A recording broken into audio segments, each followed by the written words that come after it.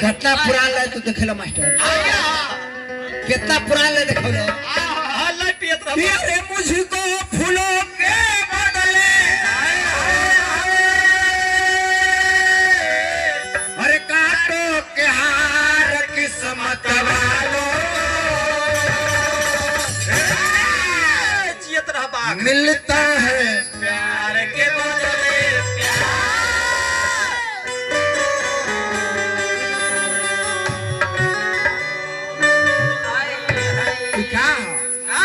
पात्र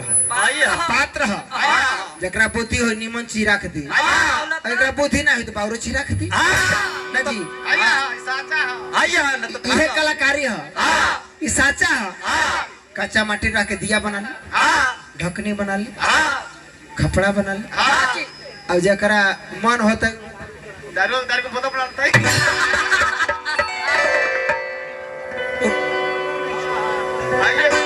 अपना अपना दिमाग के बेटा माई से कल किए माई बोल बेटा आज तोहार बेटा बालक के मजबूरी है तोरा ममता के छाव माई देखावल रउरा जरूरी है अगर तू चाहबू तो बेटा को नहीं गा दी ना तो मैं जनता जनार्दन जेबा मैं जनता जनार्दन कही कि यह गुड्डू दुबे को हमारा जिला परिषद महोदय भी कही है हमरा रामानंद भैया भी कह राम लखन भैया कह दी बबुआ किया के देखा जाए अपना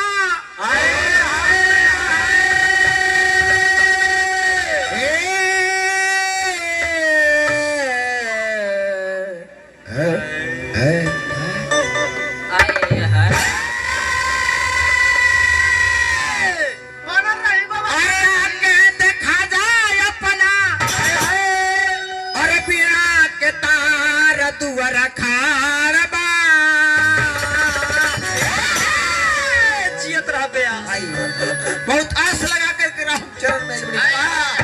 तू चाहबू तो उबार देबू माई और ना चाहबू तो बीच भौर में किया के बजा जाए अपना अरे पिया के तार दुआरा खारवा देख ये गो बेटा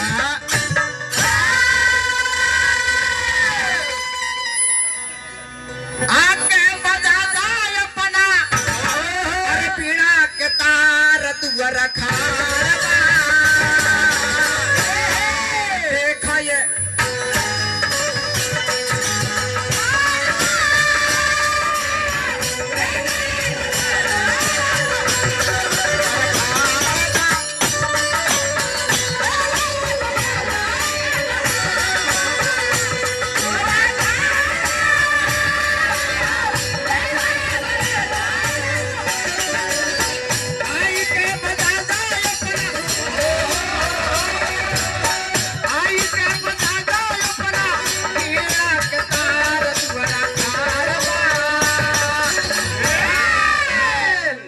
यही पावर ब्रेक है तू आ जा जिला परिषद महोदय यह पावर ब्रेक आई के बजा दो अपना आई के बजा दो अपना पीड़ा के तार दुआरा खार हेड ब्रेक मार ले बबुआ अरे देखा ये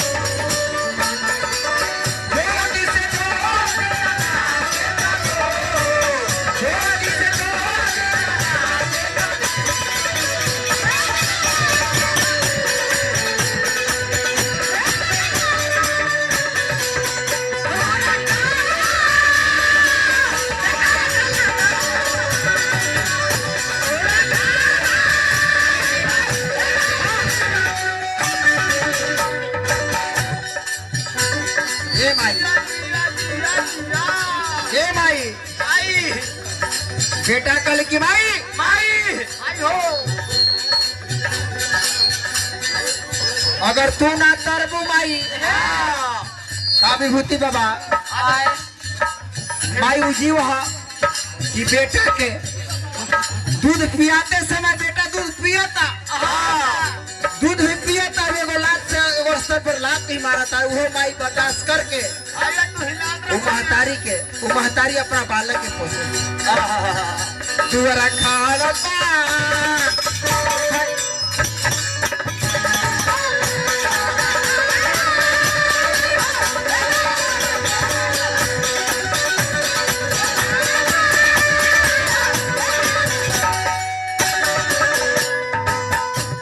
खतरा के भाव कलाकारी देखे तो हम और नाम का है राखी तो तुम सबके मन राखी रुआ सबके रुआ मन राखी राखी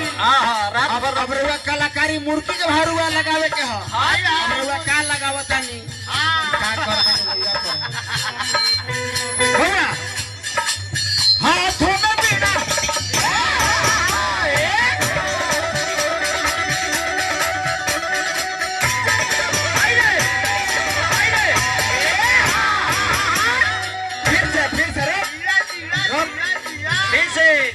चक्रधार हो चक्रधार हो यह कलाकारी हो दो भाव में रहो भैया हाँ फिर से हाथ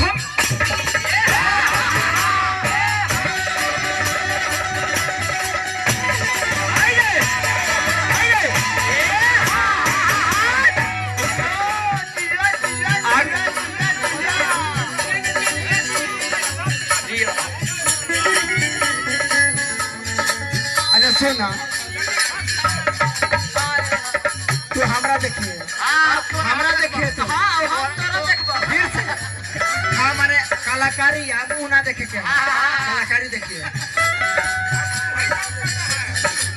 हाथ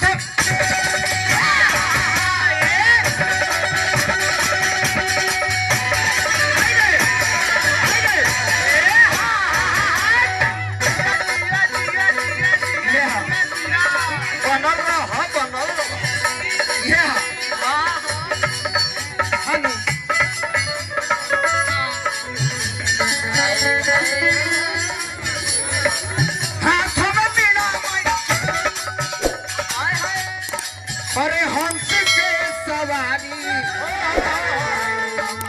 रौरा के पूजे भैया दरअसल नारी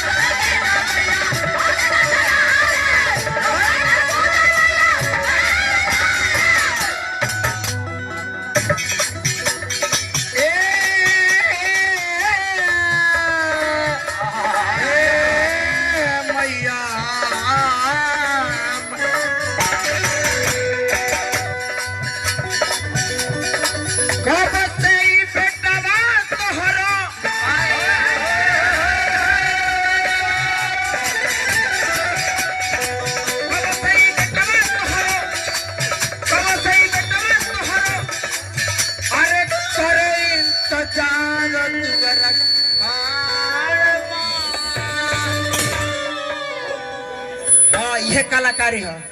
कि दुआरा खाड़ बा और देखा ये